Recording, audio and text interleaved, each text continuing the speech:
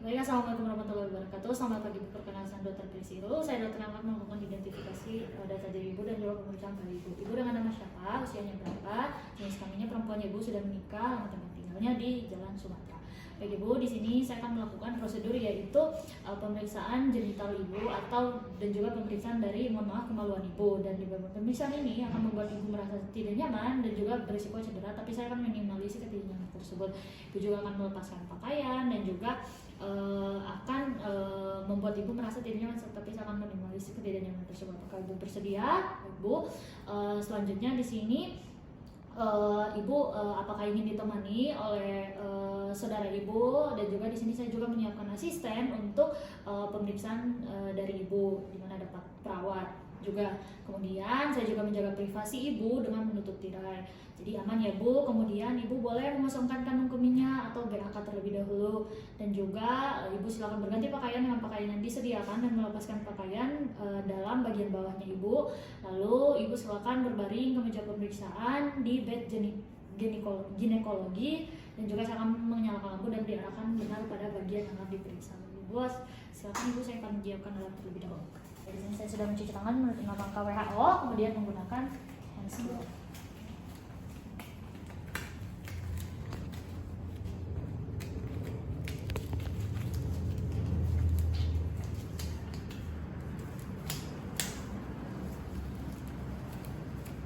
Baik, kemudian di sini pertama-tama kita lakukan pemeriksaan fisik atau general terlebih dahulu, di mana pemeriksa saya sebagai pemeriksa dalam posisi berdiri, di sini pasien dalam posisi berbaring di meja pemeriksaan dalam posisi terlentang. Nah, di mana saya berdiri di sisi kanan dari meja pemeriksaan, dan juga saya akan periksa area perut atau periksa apakah ada atau tidaknya benjolan di area suprapubiknya.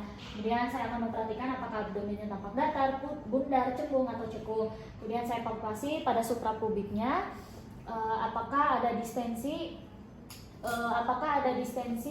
kandung kemih atau kandung kemihnya tampak penuh atau tidak. Kemudian pemeriksaan inguinalis dan pubis, di mana pemeriksaannya itu meminta pasien untuk berbaring dalam posisi litotomi, di mana pemeriksaan area inguinal ini kita inspeksi dan palpasi di area inguinalnya untuk menilai apakah ada limfadenopati. Jika ada, maka kita perhatikan dari ukuran, jumlah, konsistensi, mobilitas, dan juga apakah ada rasa sakit pada saat dipalpasi atau tidak, apakah terasa nyeri Bu? Oke, baik. Selanjutnya kita pemeriksaan area kemaluan atau bagian pubisnya, kita periksa apakah ada kelainan kulit seperti edema makul sesuai dengan warna klinis, kemudian eritem papul sesuai dengan warna klinis juga, vesikel, erosi, dan ulkus dan kutil. Dan untuk pada rambut kemaluannya apakah terdapat kutu atau telur kutu. Kemudian pemeriksaan vulva dan uretranya, kita periksa keberadaan dalam posisi duduk. Di sini saya sebagai pemeriksa dalam posisi duduk, yang dimana kita periksa vulvanya, kita bersihkan area genital terlebih dahulu. Kita bersihkan menggunakan forceps atau bisa langsung kita gunakan. Lalu selanjutnya setelah sudah bersih, kita inspeksi dari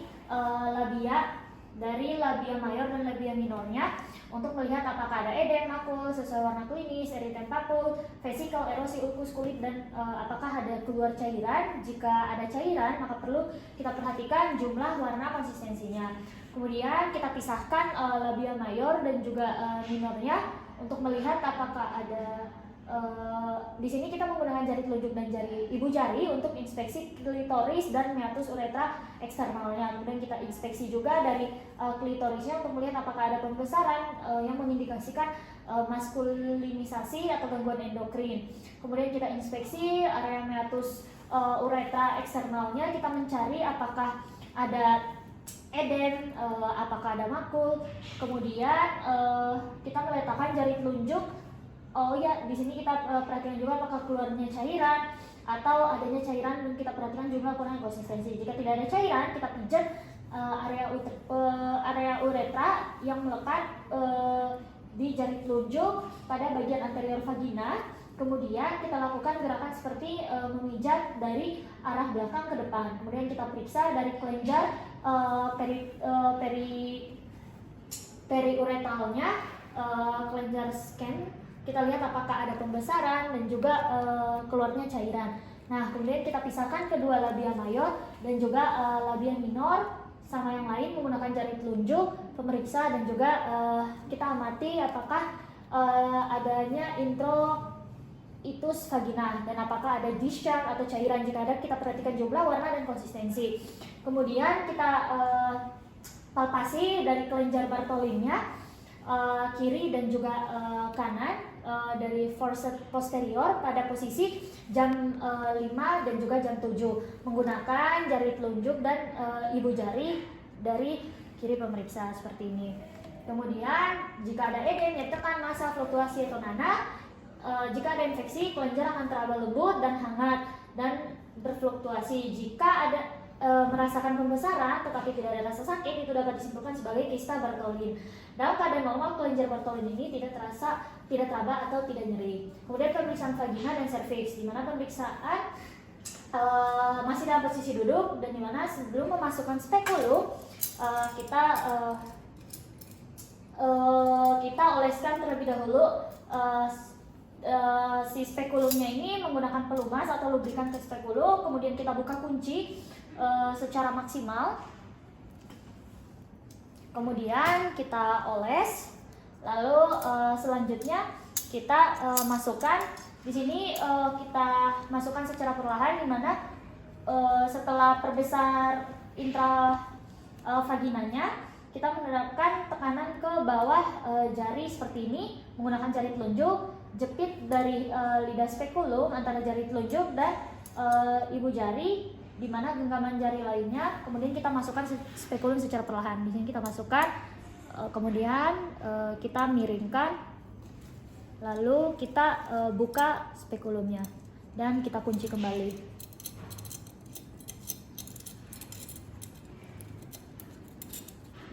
Baik, setelah itu kita setelah spekulumnya masuk di sini, kita harus lakukan hati-hati untuk menghindari trauma uretra, dan juga tangan kanan kita harus hati-hati dan masukkan spekulum sampai ke dalam vaginanya. Kemudian kita putar spekulum, lalu setelah spekulumnya masuk, kita inspeksi, kita melihat dari dinding vaginanya untuk mengetahui apakah adanya makul, eritem, papul, vesikel, erosi, ulkus kutil, dan keluarnya cairan atau tidak. Jika ada cairan, kita perhatikan jumlah, warna, dan konsistensi. Kemudian kita bersihkan ostium cervix eksternal yang lain dengan kasa yang dijepit oleh forceps untuk membersihkan mukus. Kita masukkan secara perlahan, kemudian kita bersihkan cairannya. Lalu selanjutnya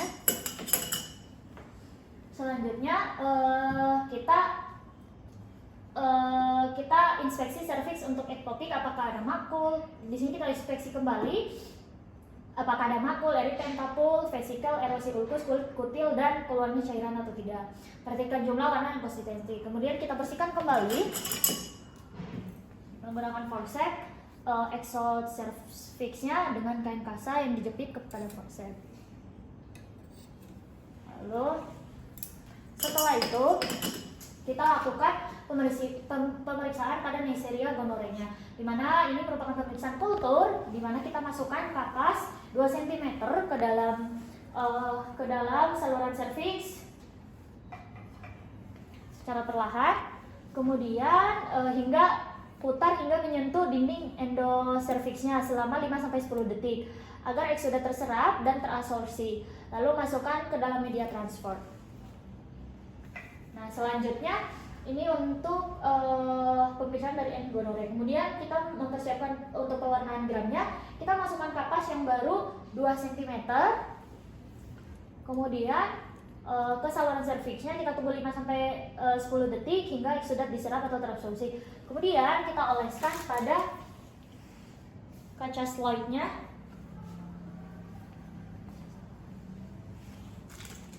Kita siapkan pada kaca slide.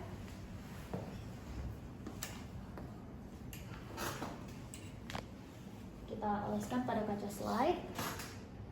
Baik, selanjutnya pada kaca objek kita lakukan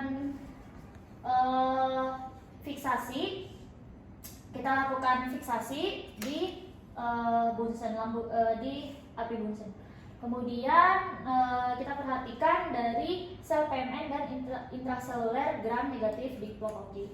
Kemudian selanjutnya kita lakukan untuk pemeriksaan chlamydia trachomatis. Kita masukkan cotton swab yang baru 2 cm ke dalam saluran cervix, kita putar dan tekan pada mukosa cervixnya selama 5-10 detik. Kemudian kita masukkan kepada spesimen media transfer untuk pemeriksaan PCR. Kemudian untuk clue cells-nya kita memasukkan cotton swab 2 cm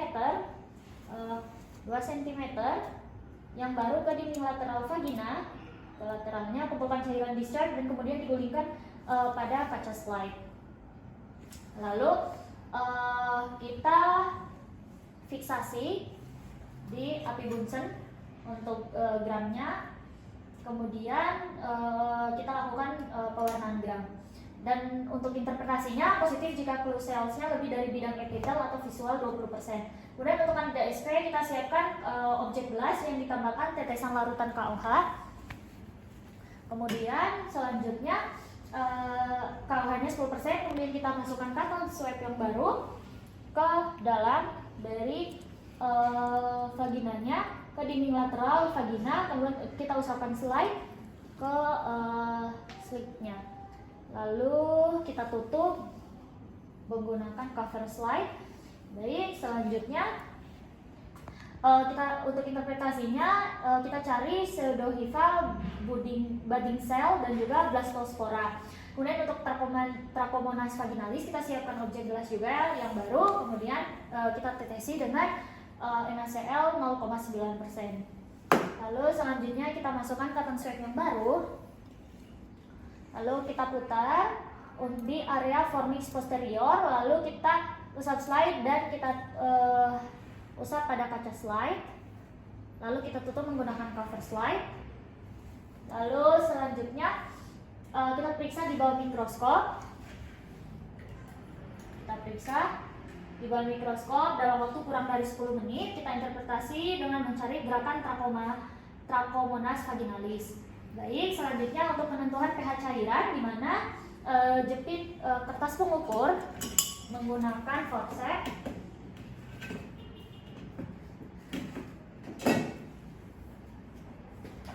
Lalu kita masukkan ke dalam vagina secara perlahan ke dekat dengan fornix lateral, jangan menyentuh area serviksnya. Kita cocokkan perubahan warna, dan kita lihat untuk mengukur dari pH dan juga warna standarnya. pH normal itu 4,0 dan jika terbaca lebih dari 4,5 itu menunjukkan indikasi patologi seperti vaginosis bakteri. Kemudian selanjutnya pemeriksaan Wave test atau tes amin, di mana kita longgarkan dari si spekulumnya, longgarkan kuncinya, kemudian kita kecil tutup, kemudian miringkan dan kita keluarkan secara perlahan. Kemudian kita ambil cairan KOH, kita tetesi, kemudian kita hirup aromanya. Dan di sini kita hirup, yang dimana hasil tesnya itu dikatakan positif jika baunya itu seperti ikan berbau busuk atau bau amis. Kemudian selanjutnya kita tempatkan spekulum bekas di dalam larutan dekontaminasi. Selanjutnya kita lakukan pemeriksaan perianal, di mana pemeriksaan perianal ini kita masih dalam posisi duduk, di mana bokong kiri dan bokong kanan kita dipisahkan untuk memeriksa daerah perianal. Kemudian diamati apakah ada edem, makul, eritem, papul, vesikel, erosi, ulkus, kutil, dan lainnya. Kemudian bila terdapat cairan, indikasi, jumlah, warna, dan konsistensi. Baik Ibu, alhamdulillahirrahmanirrahim, semua pemeriksaan telah selesai dilakukan. Nanti boleh Ibu ke meja menunggu terlebih dahulu untuk menunggu hasil pemeriksaan di ruang tunggu. Kemudian assalamualaikum warahmatullahi wabarakatuh. Saya akan melepaskan sarung tangan dan pakaian yang telah digunakan dan membawa pada tempat sampah medis. Assalamualaikum warahmatullahi wabarakatuh.